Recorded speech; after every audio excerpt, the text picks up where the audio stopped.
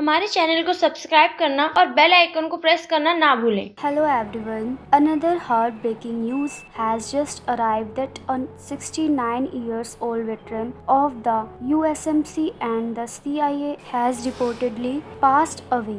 The name of the veteran is Robert David Steele, and he has just left everyone in a deep feeling of sorrow. Many people continuously search for the case of death because he was very famous for his extreme and brilliant work. However, it is also reported that he was admitted to the hospital on August 16 because he was diagnosed with COVID-19. After that, his treatment has to go on and everyone starts praying for him. His family members were already afraid of his death. The case of death has not been revealed yet and many people continuously searching to know every single detail of his death. Let us tell you that Robert David Steele was a retired politician and former military intelligence officer. Along with it, he served efficiently and managed several operations under his belt. Not only this, but he was also an author and written many books. Mainly he wrote on secret intelligence agencies. His books get widely prominence and huge success all around the world. He was a very genuine and amazing personality